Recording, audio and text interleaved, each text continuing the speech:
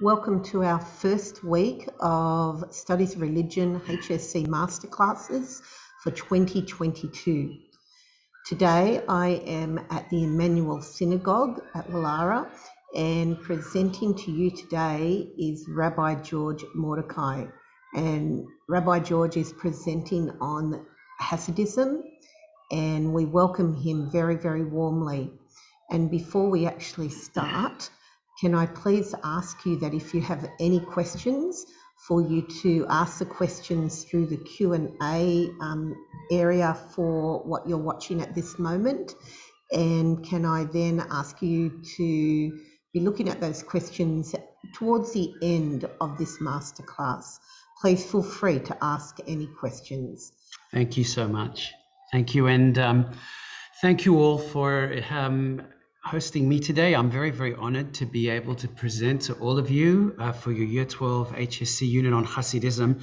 And I'm sure you've already learned so much about it. And I hope that what I can give you today, the information I can give you and the knowledge that I can impart will help you in your studies and help you do really well in your exams if you choose to answer a question on Hassidism.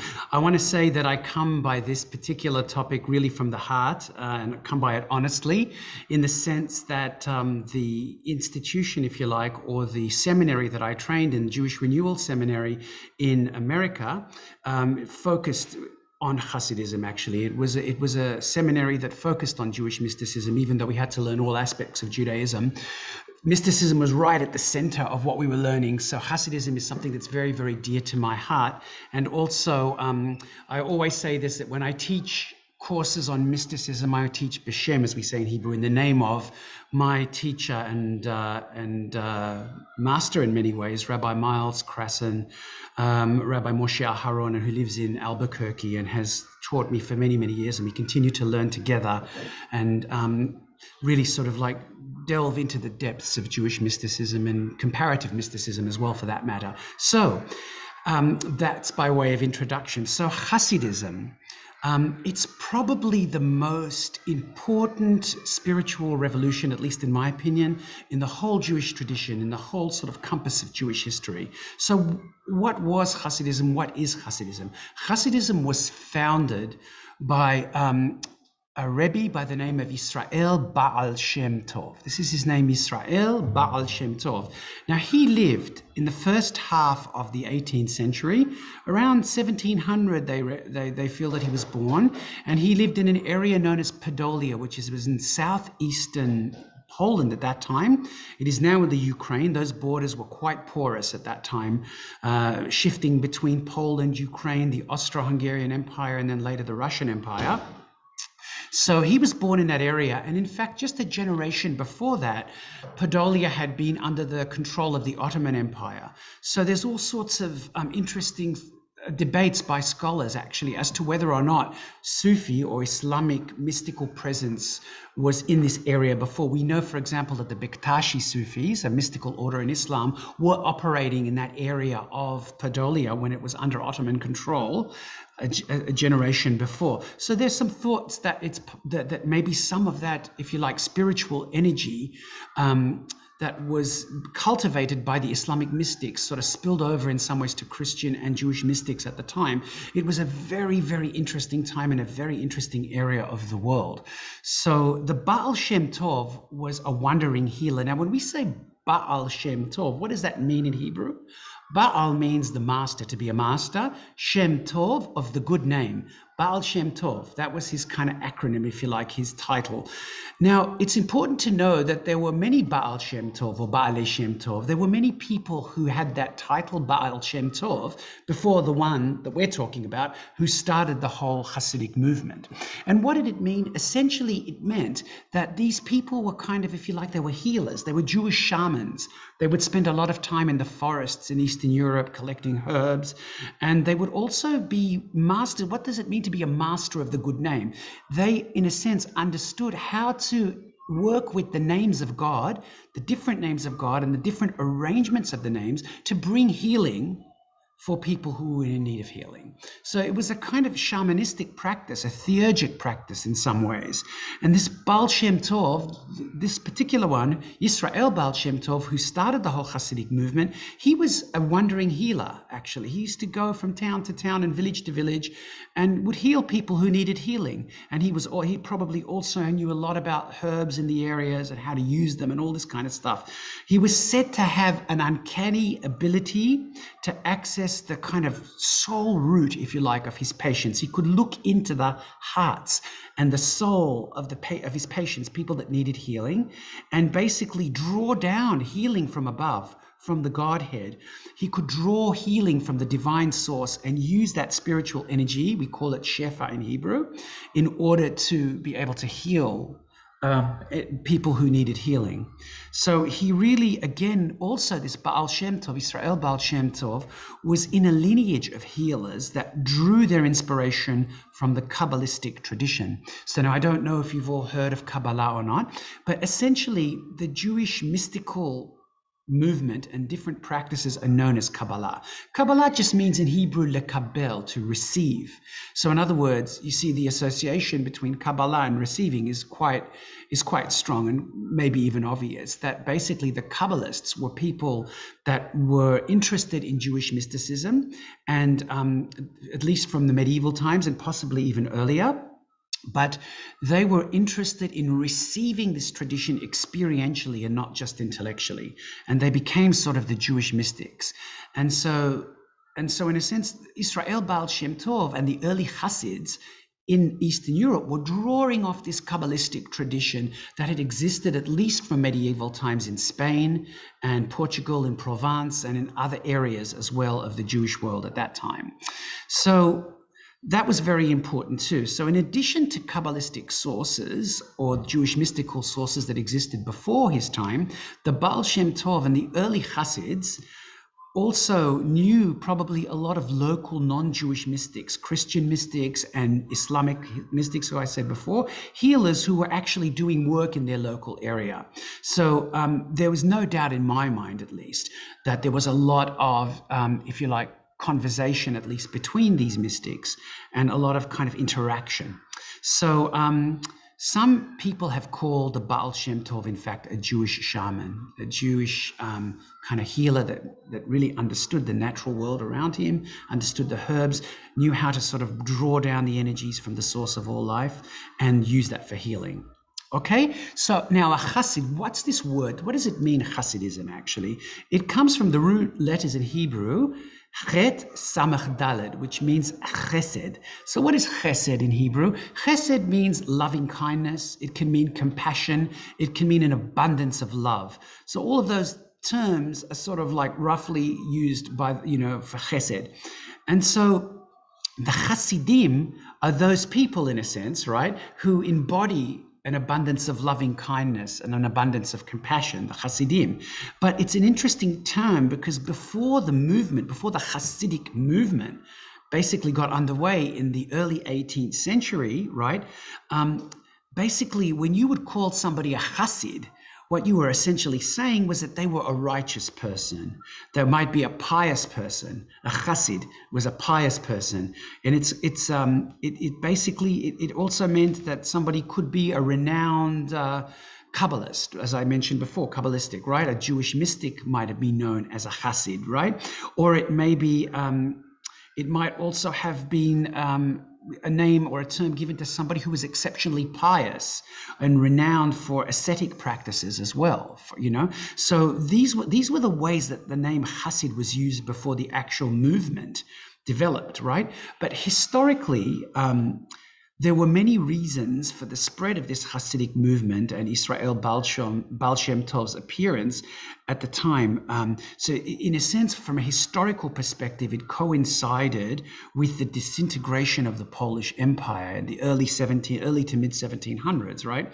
So if we want to go back just a little bit to about that, even as early as the 13th and 12th century, Jews were invited by the Polish kings and the Polish nobility to settle in Poland, and they settled, and basically there was a relationship that developed with between the rabbis and the heads of these very, small Jewish communities and townships around the Polish Empire and the Polish nobility.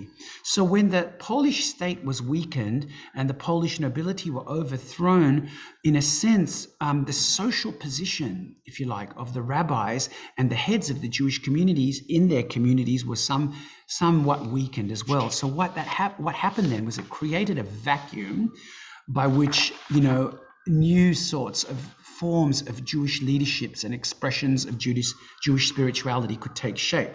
So by the late 18th century, Hassidism went through a process of transformation and institutionalization.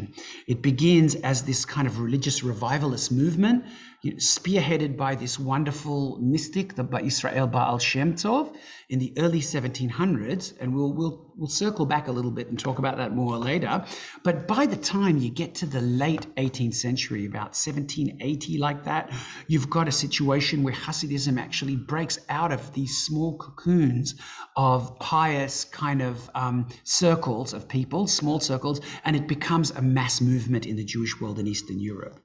And it basically transforms from these small groups and circles headed by a Rebbe or a tzaddik, and I'll explain what that means in a minute, what a Rebbe and tzaddik means, to a mass movement that appeals to Jews all over Eastern Europe, all over the place. So just circling back, I used the word then Rebbe, you might have noticed, Rebbe or tzaddik. So tzaddik in Hebrew just means a righteous one. A tzaddik is a evolved human being, if you like. And if someone says you're a tzaddik, they're giving you the highest compliment they can possibly give you.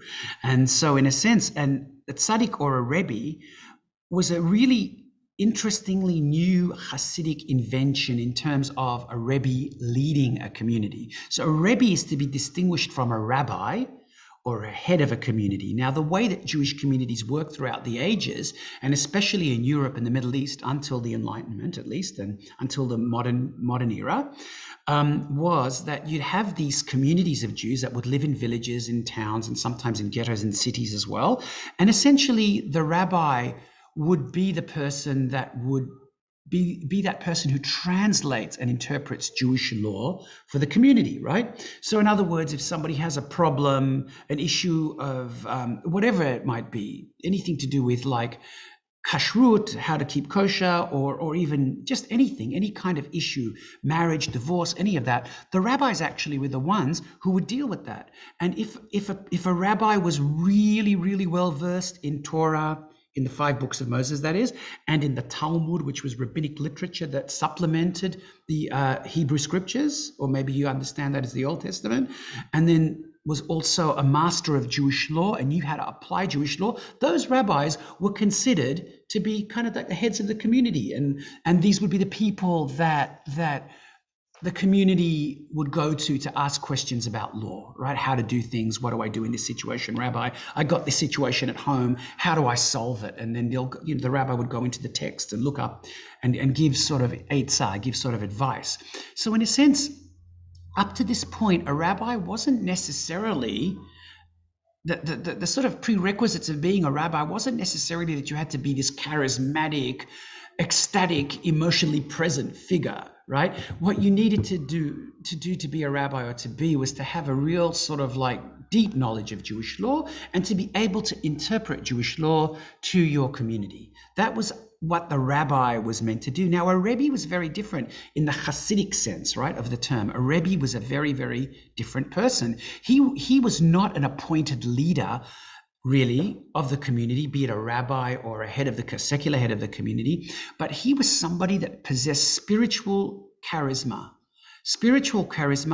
and he was a leader that was infused with the teachings of the Baal Shem Tov and the early Hasidim, right? So he was somebody that was like deeply emotionally and mystically present to the divine source of all life, right? And of course, this is very subjective because how do we sort of know that this person is all of those things. Well, it is subjective, but people who had a very sort of charismatic presence and could sort of like lead the community in prayer, but from a very deeply emotionally connected place, they were often the Rebbes of these communities, right? So in a sense, the Rebbes were not necessarily followed for their Torah scholarship or for their sort of knowledge of Jewish law. Some of Rebbes had amazing knowledge of Jewish law and were Torah scholars, but it wasn't a prerequisite for following a Rebbe, right?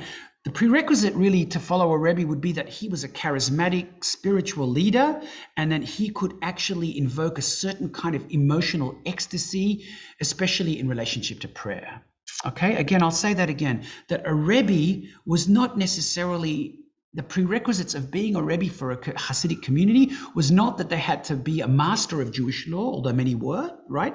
But rather that they possessed a certain kind of spiritual and emotional charisma that would allow them to lead and inspire their community, especially in that time, because it was also a time of deep despair for Jewish communities.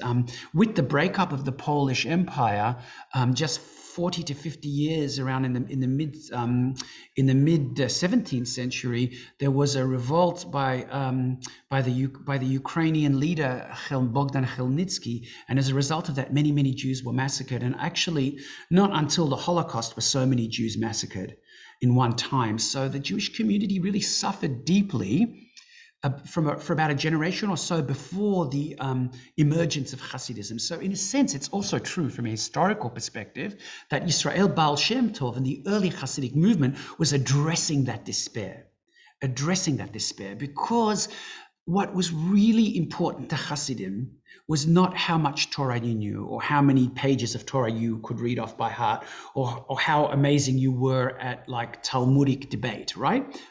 That was lovely if you had that, but it wasn't important. The most important thing was that you had a pure heart, and that many Hasidism would say this all the time, many Hasidic teachers, that all you really need is a pure heart and a deep yearning to connect with the divine source of all life.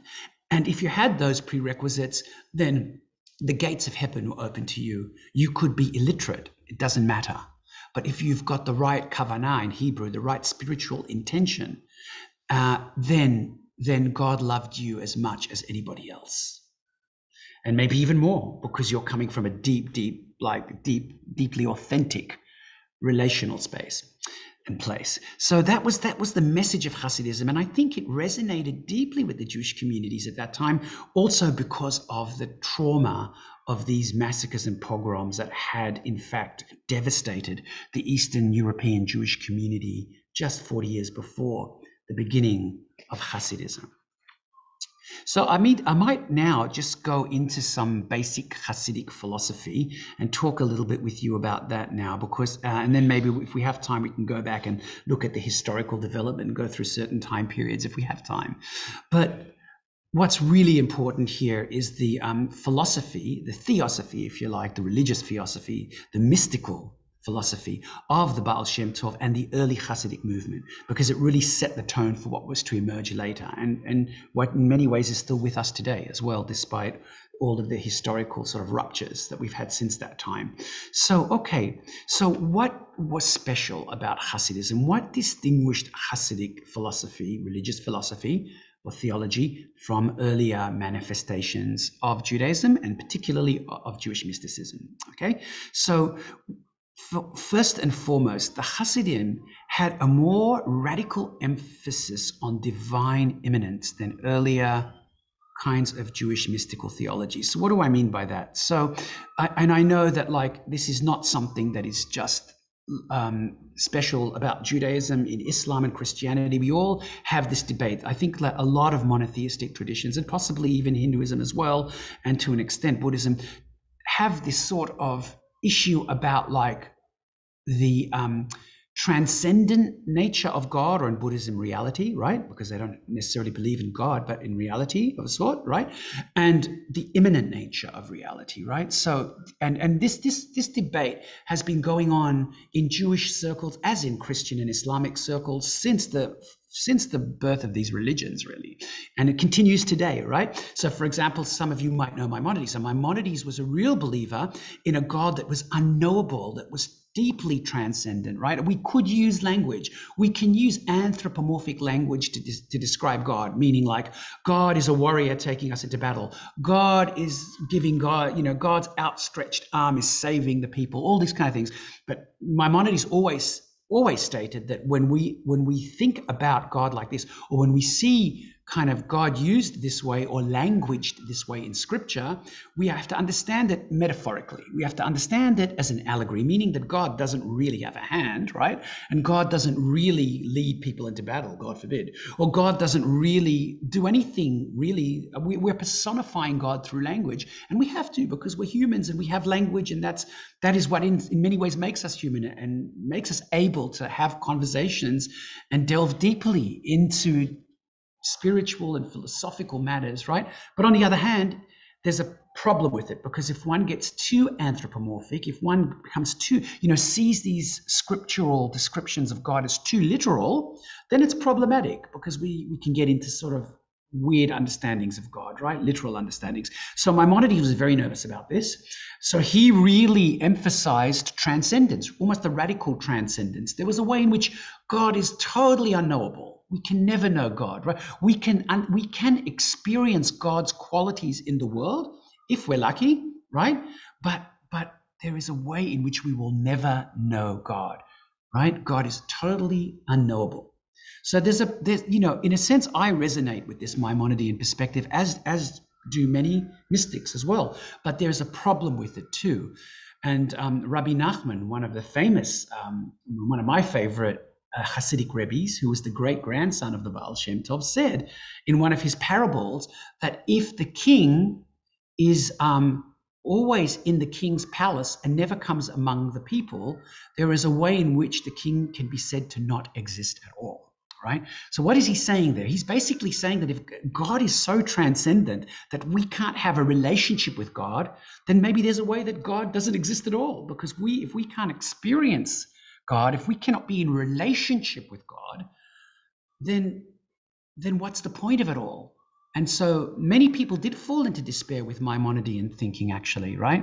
So we do in Jewish sources and in Kabbalah, and I know in Christianity and Judaism, we have this creative dialectic, this creative tension between God as transcendent, in other words, unknowable and totally other, right? And God as immanent, meaning God in everything, God in a rock, in our souls, in the earth, the imminence of God. And so these kinds of ideas are constantly being sort of debated in monotheistic circles, and possibly beyond too. So in different contexts, but still, nevertheless, so basically, the Hassids came down on the side of radical imminence. They didn't necessarily have a pantheistic view by saying that God is nature. That's not what they were saying. They had what is become known as a panentheistic view. So what is panentheism, right? It means, in a sense, that we acknowledge that God is immanent, that God is everywhere. We can find God in nature. We can find God within ourselves too. But there is also a transcendent quality. So in other words, God is not nature. God is in nature, but also beyond nature. Right? So God is in the universe and also beyond the universe. So that's when we say panentheism, that's really what we're meaning. So it's kind of a fancy way, to sort of fancy term, to sort of describe a God that is transcendent but is also immanent at the same time. And so the Hassids really believed in this, and I suppose they focused more on radical immanence, meaning the God that we can be in relationship with, because in a sense, that's where we live. We don't live in this transcendent place. We don't live in an area of just mind or of just soul or of just psyche, right? We live in the world, and we're embodied animals, all of us here in the world, in the casings of a body which we love and we want to respect as well and celebrate. So this is where we expect to experience God, not in some kind of transcendent abstract realm where we have no means to sort of access the relationship, right? So in a sense, that is why the Baal Shem Tov and the early Hassids really focused on imminence, not because they were pantheists, meaning that they believed God was only in nature, but because they were panentheists that believed God was me'ala teva, was beyond nature and also in nature, but where we experience God is really in nature. So that's really important thing to understand, okay? And so basically, what the Baal Shem Tov believed and what the early Hassids believed is there is a direct presence of divinity within this world. They really believed that. They didn't think it was an otherworldly, out-of-body thing. That right here, in this way, we can experience God. It's similar in some ways to the, Tantric as opposed to the Vedic schools on the, Indian subcontinent, but that's a whole other topic.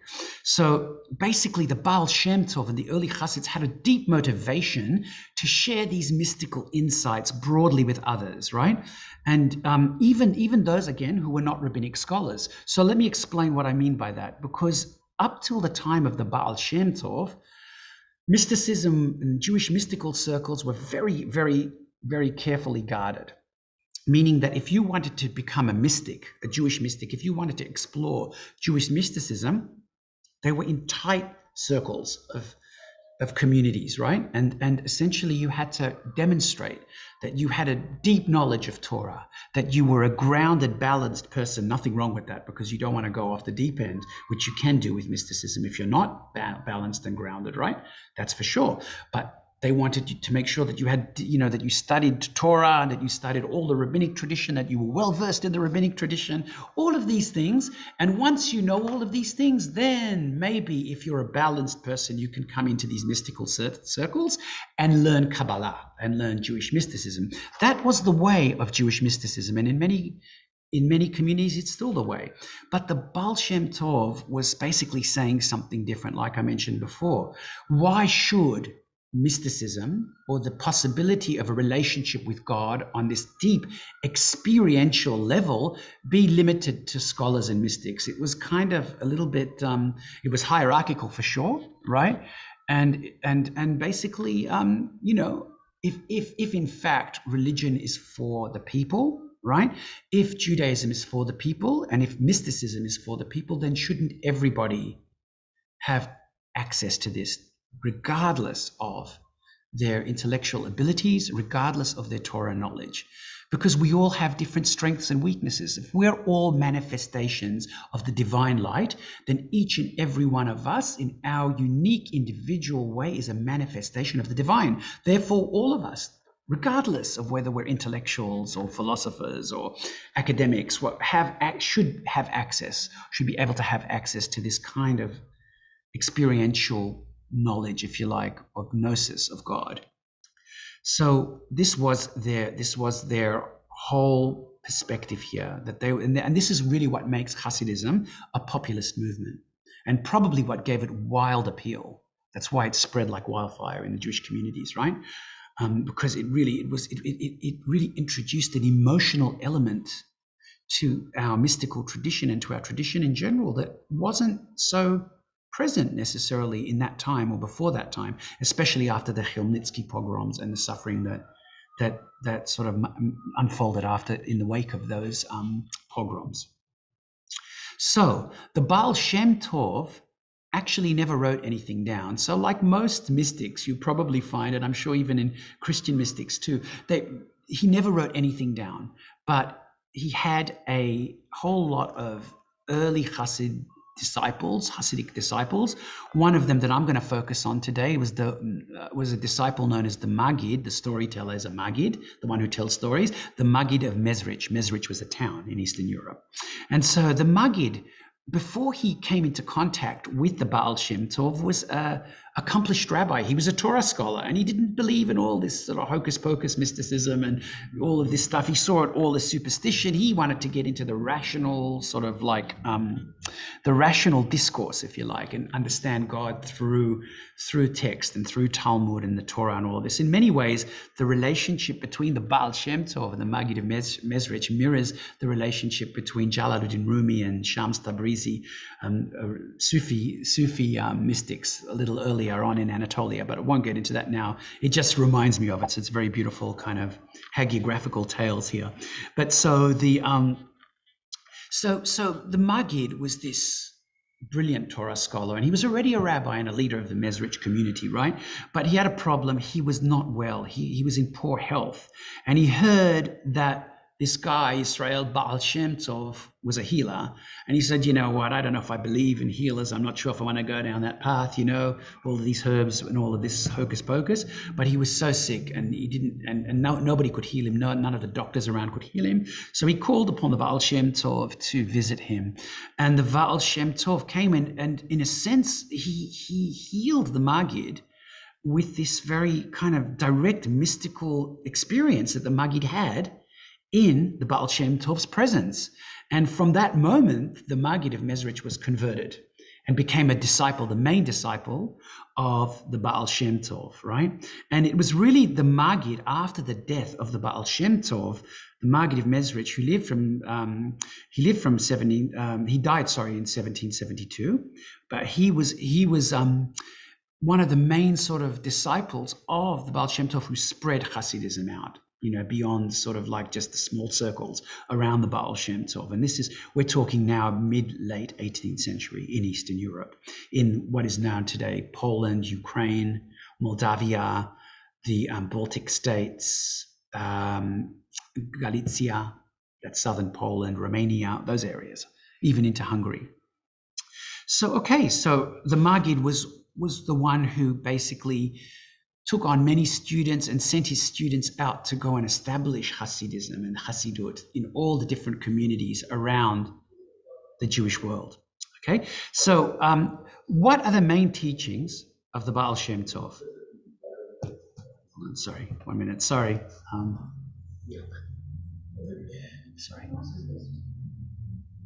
Sorry, I'm teaching a class. Yep. Sorry. Hi. So the Maggid. The Maggid of Mezrich, right? He was the one that then took the teachings of the Baal Shem Tov out to the communities, as I said. So what is at the heart of the Besht of the Baal Shem Tov's teachings? By the way, if I use the word Besht, it's just an acronym for Baal Shem Tov in Hebrew. But what was the sort of heart of the Baal Shem Tov's teachings? And this is a really important thing. And it was controversial for many Jews, and even probably more controversial for us today, right? The idea that the divine is in reality immediately present and accessible through human experience. I'll say that again. What was the heart, the ikar, the core of the Baal Shem Tov's teachings was that the divine was really in reality immediately present and accessible through human experience, So basically there's a famous dictum that this was based on, and it is found in the Zohar, which is the book of illumination. Zohar just means radiance or light, but it is actually the largest work of Jewish mysticism of the Kabbalists ever produced. And it was produced in Spain and Provence in the early 14th century. It was probably existed before that, but there were definitely spiritual circles around the Iberian Peninsula practicing certain Kabbalistic practices, and around the early 1300s, this got codified into the Zohar. And so the Zohar is the kind of like preeminent book of Jewish Kabbalistic mysticism, right? So anybody that's interested in Kabbalah, that wants to study deeply Kabbalah, will have to encounter the Zohar. So basically there's a passage from the Zohar, which a verse that says in Aramaic, Leit atar panui mine. Leit atar panui mine. So what does this mean? It means that there is nowhere where God is not present, right? So the Baal Shem Tov and the early Hassids took this verse and went with it. Oh, if there's nowhere where God is not present, right, then therefore God is present everywhere in everything, right? So why this separation? Why the separation between all of these different categories of God, right? Why are we then raised to think that God is totally other in monotheism? And why? And so basically they were playing with this, right? There is nowhere where God is not present. Leit atar panui mine. And so before the Baal Shem Tov, among the Kabbalists and Pietists, right, accessibility to the divine or experience of the divine was really thought to be only achieved through a life of asceticism and deep scholarship, like I said before, right? So even though you had late atar panui mine, that there's nowhere where God was not, right? Nevertheless, it wasn't accessible to everybody, right? Only to this kind of elite circle of pietists and Kabbalists who were doing spiritual exercises and all that to be connected with God, right? But the idea before the Hasidic spiritual revolution in Judaism was that one, in a sense, had to turn away from our influences of our senses, in a sense, like renounce the body almost, to gain access to a more spiritual level of soul. So it was sort of, in a sense, like, in order to really, understand and experience the more subtler soul levels of being, we had to sort of renounce the body in some ways, right? I mean, we never went as far in Judaism as to renounce, as to embrace celibacy, for example, or afflict the body necessarily. But among the pietist movements, there was, in a sense, that the body is kind of in some ways inferior to the soul, right? And so, like, in order, because we are trapped by our desires, we're entrapped and encased in a body that desires, that it was important somehow to get beyond those desires, and the only way we could do that was in some ways to really, in a sense, turn away from our senses, right? Our physical senses. But the Baal Shem Tov really turned that teaching on its head and essentially said, like, yes, it is true that there is a hierarchy of spirit when you're involved in mystical training, right? And a level of ascension, of soul ascension, right? But the difference is this, and this is really important because this is where Hassidism was very different from earlier manifestations of Jewish mysticism. And that is that, like, the Baal Shem Tov's teaching drew down and extended the accessibility of the divine. So in other words, the Hassids Aim is to recognize the pulsating divine presence in our life, in here and now, in this world, right? This is the aim of the Hassid, not to sort of deprive ourselves of all sorts of worldly delights, right? But really to embrace those delights, but to spiritualize them. And I'll talk a little bit more about that in a minute, right? The Hassid wants to build what we call in Hebrew a dira b'tachton. What is a dira b'tachton? Dira can mean in modern Hebrew an apartment, right? But what they're really saying is that when they talk about dira b'tachton, they're saying that the Hassids, want to build a dwelling place for the divine to live here in our world, okay? That's our task. Our task is not to be in some sort of ethereal zone. We are here embodied beings, and we are proud of that, and we love that about ourselves. We love our senses. We want to celebrate our senses in the right kind of way. But we are embodied, and we want to embrace that embodiment, not to reject it, right? But what we do is through the senses, we build a space for that which is beyond the senses, right? Through our senses, through our community, and through our spiritual practices together, which is not otherworldly, but this worldly, we build a kind of field, if you like, or a space for the divine to dwell here in our earth. So that's the whole purpose of Hassidism and actually Jewish mysticism in general, but Hassidism in particular, to build a dira b'tachton, a dwelling place for the divine to dwell among us in our lives, in our world, in our community. Right, and the Hassid wants to manifest this, and the Baal Shem Tov, in teaching this, quoted the prophet Isaiah, who in chapter 6, verse 3 says, Kadosh, Kadosh, Kadosh, Adonai Tzavaot, Meloch Chol Haaretz Kevodo. And what does that mean? It's he's in this place, Isaiah is kind of describing the celestial choirs of angels, and he's saying, they say, Kadosh, Kadosh, Kadosh, holy, holy, holy are you, Lord of hosts, Adonai Tzavaot, Meloch Chol Haaretz Kevodo. And that's where they're focusing here. The entire world is full of your divinity. Right? So if they're saying if the Baal Shem Tov, in referring back to the prophet Isaiah, saying, you see, Isaiah understood this. It's not me that's making this up. It's something that we already understand. Melo chol haaretz kevodo. The whole world is full of God's presence. We see it in our scriptures, right? So that is why, or a proof text, if you like, for the Baal Shem Tov and the early Hassids sort of like reasons for bringing this sort of theology of divine imminence and highlighting it that. And another term that we use there, that the Hassids use, is Avodah begashmiut. That means that Avodah means holy work, right, or prayer, and gashmiut means materialism or corporeal.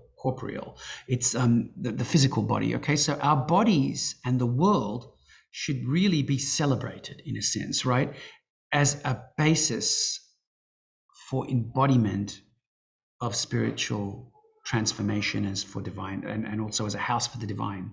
Okay, so in that this is what we mean by avodah begashmiut, that our bodies are actually the place where we do the work to provide, in a sense, a home for the divine to reside.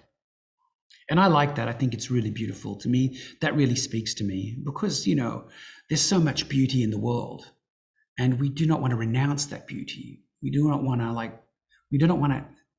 to say that beauty is, or think about that beauty as some kind of illusion, because it's not. It's beautiful and it's reality, but we give it, we sort of give that beauty more, I suppose we give that reality more beauty by bringing the divine into it. So all of nature starts to pulsate with the divine sort of life force.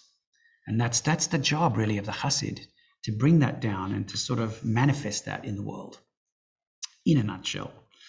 Right? And so the Baal Shem Tov's philosophy really was not antinomian. So what do I mean by antinomian? It wasn't heretical. It wasn't trying to sort of implode Jewish law or cancel out Jewish tradition. It wasn't trying to destroy the sort of architectural edifice of Jewish law. That was not the point or the purpose of Hassidism. It was not at odds with the requirement of Jewish law at all, right? It was a radical spiritual practice in Judaism, and it focused on the importance of our world and our bodies as a place of spiritual work. But it was not at all advising its disciples to sort of leave Judaism or to not observe Jewish law. It always stayed within the limits, if you like, or within the parameters of Jewish law. So that's what I mean by it not being antinomian. And we could access, according to Hassidut, the spiritual and subtle worlds through our senses, okay? And I'll give you a quick example of that. So in our tradition, we are commanded, okay, to observe certain laws, and these commandments, if you like, are known as the mitzvot. Now, rabbinical tradition has really identified 613 commandments, okay, of which many we can't do today because we don't have the temple, and a lot of them were pertaining to sacrifices, right? But there are all sorts of commandments, up to, you know, from love your neighbor as you love yourself, like you love yourself, for example, to do not murder, you know, honor your mother and father, the 10, but there are 613 subcategories, right? So basically, in rabbinic tradition, you are told that you do these mitzvot because that's what Jews do, because that's the law and God commanded it, right? But in Kabbalistic tradition and in Hassidic tradition later, you do these mitzvot, and when you do them, what you're actually doing is you are, in a sense, taking some mundane act in the world and spiritualizing it, making it sacred. So let me give you an example of this, right? So I want to eat a piece of bread. I make a bracha. I make a blessing. I say, Baruch atah Adonai Eloheinu melech haolam, hamotzi lechem min haaretz. Blessed are you, O God, source of life, source of all life, for providing bread, right? Hamotzi lechem, from the land. Okay, that's the blessing. So every time Jews eat bread, that's what we're supposed to say, right? And it constitutes a meal. So bread's understood as being part of a meal. So you say this blessing and then you eat it, right? You eat your bread and you eat your meal. Now you can say fine, right? And that becomes just nothing. But for a Hassid and for a Kabbalist, when you say this blessing and you're looking at the bread and you bless this bread and then you eat it, what you've done is, in a sense, you have taken a mundane act, an act of eating, right? And you have made it sacred. If you give it the right kind of kavanah, spiritual focus and intention. And in doing so, you have a tremendous amount of power because you are affecting the cosmos in ways that you have no idea. That blessing with enough spiritual focus and intention can redeem and heal all sorts of worlds that we are not even aware of. That's the idea here. See, so the Hassid and the Kabbalist as well, they're not just seeing this as, oh, let's make this blessing because it says in the Torah and we're commanded and that's it. It doesn't end there. For the Kabbalists, when you do this, you are actually taking a mundane act, spiritualizing it and making it sacred, right? When you see a beautiful rainbow or you see something beautiful, like you take a walk down to South Head here or anywhere in Sydney really and see the beautiful cliffs and the ocean, and it can't help but take your breath away. And there is a blessing you make for that, right? And in doing so, you're kind of spiritualizing that act. You're actually allowing yourself to be in authentic relationship with that ocean and those cliffs. And by making that blessing, you're not just fulfilling a commandment or because the Torah says so, but because you understand now through the Hasidic lens that you are actually in authentic relationship with nature and you are making that relationship sacred.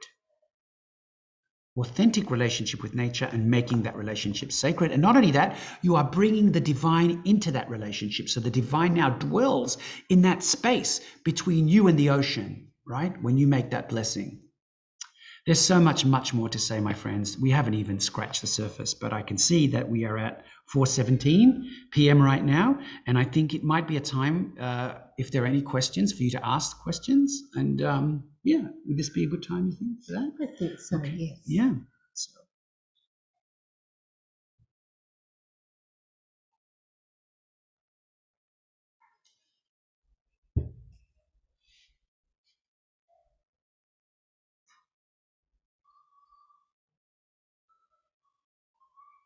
Okay. Any questions, anybody? Comments?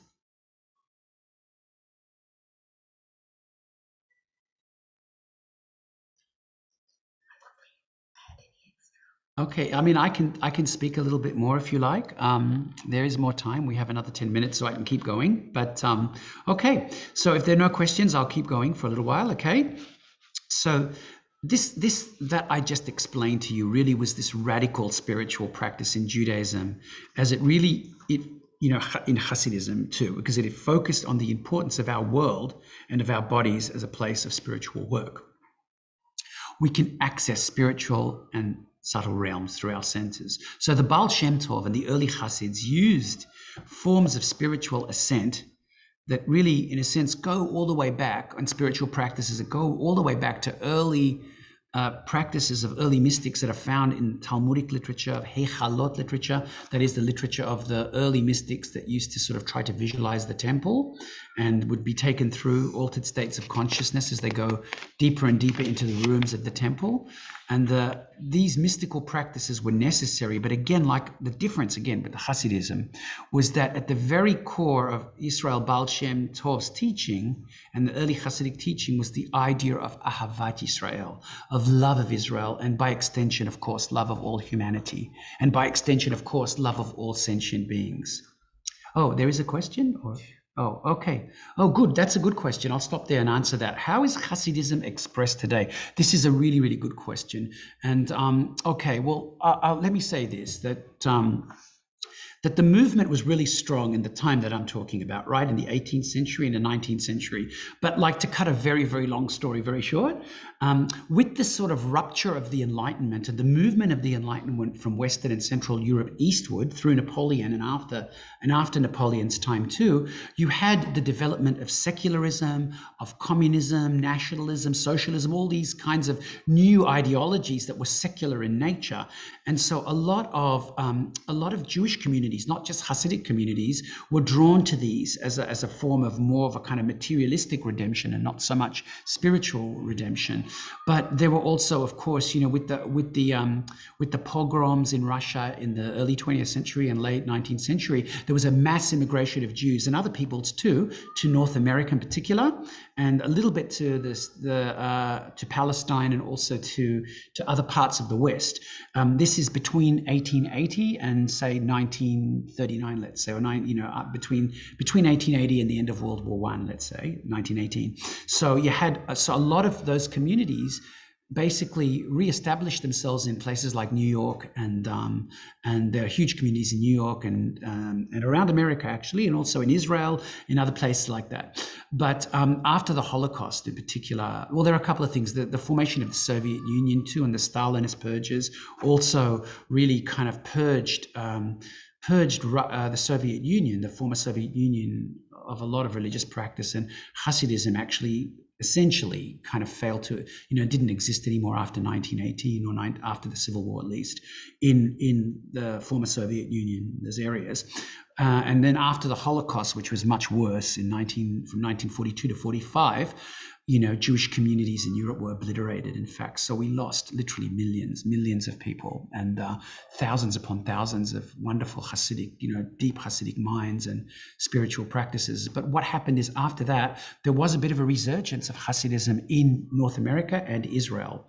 And today, you do have many manifestations of Hasidism. If you go to New York, for example, you'll see in some communities there are small groups of Hasids practicing, but I would say that if I was going to talk about the two major manifestations of Hasidism today, I would want to talk about Chabad, or the Lubavitcher Hasidism, and they had a very specific kind of theology, whereas most Hasidic groups sort of turned in on themselves after the Enlightenment and after the sort of after the kind of encounter with secularism. They turned in and started to protect themselves and saw the outside world as a dangerous place. The Chabad Hasidism, the Lubavitcher Rebbe, you might have heard of him, and the Chabad movement, they had this idea. They had a very different idea, especially after the Holocaust. They felt that it was a blessing that we survived after the Holocaust, and we have a real sort of like spiritual energy and a real kind of, if you like, spiritual mission to bring Hassidut and Judaism back to Jews. So they were missionizing, not to non-Jews so much, but to Jews. They would missionize, and they would go, and you might see them today, if you're around, even at soccer matches sometimes, right?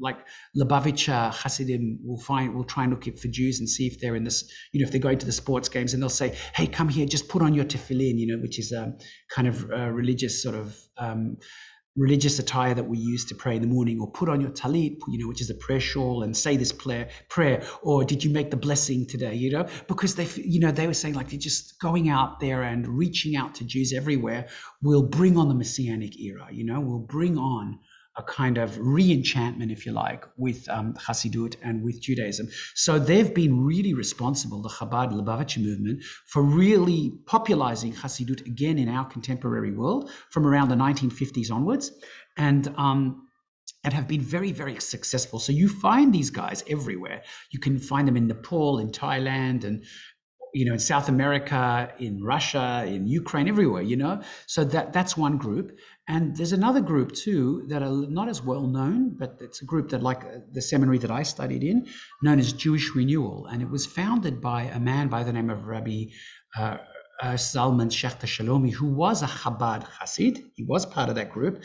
But when he went out to preach to Jews, to do what we call kiruv, to bring Jews closer to Hasidism and to Judaism, he encountered Christian mystics, and he encountered Zen Buddhists and Hindu mystics, and also Sufis, and his heart was blown open by this wonderful connection that he had with non-Jewish mystics as well. And he developed a very interesting kind of Hasidism, which is progressive, in the sense that it's egalitarian, it's not orthodox, it's egalitarian, it ordains women, gay men and women can be rabbis as well. It's LGBTQI friendly and welcoming of all diversity, whether it's gender, whatever. And so in a sense, Jewish renewal it's a whole other thing. It would require another class to teach you about Jewish renewal. It's a passion of mine, but suffice to say that it's a progressive manifestation of Hassidism that went through the crucible of the Enlightenment and embraces progressive politics and embraces progressive social ethics, but feels connected deeply to the mystical impulse and the Hassidic impulse in Judaism. So I would say those are the two major manifestations today of Hassidism. Oh, that's a good question. That's a great question. I mean, to me, I think it's unbelievably, if there's one thing that Jews can actually give the world today, I would say that at the core of the Hasidic teaching is that element. Why? Because again, this focus, if you like, on radical imminence, that actually everything in the world is holy. Everything is pulsating with divinity, right? So if you're a believer, then really, if I can't harm you, because if I harm you, I'm harming God. If I can't really disregard all the scientific evidence coming my way about global warming, about environmental crisis that we're facing, about climate change, because this beautiful planet, right, is deeply connected with me. We are deeply interconnected. And so if I harm this planet, I'm harming myself and harming the divine source of all life as well. If that really is one of the most important messages that I think Hasidism can really give the world. And also, there's another lovely phrase that we have from Psalms, Ivdu et Hashem et Adonai besimcha, that we should worship the divine source of all life in a state of joy. We should always endeavor to be in a state of joy. Now, of course, that's not always possible. And of course, there's room for depression and darkness and all. We have to acknowledge all of that. That's also part of the human experience. But I don't think the Hassids didn't understand that. I think they did. But they're saying that really we need to try and see the simcha, the joy in everything, right? That everything is bursting with joy. The oceans, humanity, the fields, the mountains, they're all wonderful, joyous expressions of divinity. And if that message from our tradition, the Hasidic message, the mystical message, at the core of Hasidism and Kabbalah is if we don't take anything else from today, right, that is the most important message. And I think that message, stemming from our tradition, is one that can inform this emerging paradigm shift time that we're living in right now, this time of transformation into a global world. And this is, I believe, what the Jewish esoteric tradition can give to the world and give to that conversation. We will finish the masterclass on Hassidism today, and we would like to thank the students who have joined in for this masterclass, and a huge thank you to Rabbi George Mordecai for his beautiful way of presenting Hassidism and everything that goes with it, from when it started right up until its effect in people's lives and in how they live their faith today as well in this tradition. So thank you very, very much, Rabbi George. Okay, really appreciate it. Thank you. It was such a pleasure to talk with you and to learn with you today. And I really hope that we have many other times, many other opportunities for us to gather together and to learn together. Thank you for inviting me. And thank you so much for showing interest in Hassidism. So from the Emmanuel Synagogue, good luck to our Year 12s as you face your trials. Yes. And HSC. Best of luck, everyone. And thank you. Thank you so much.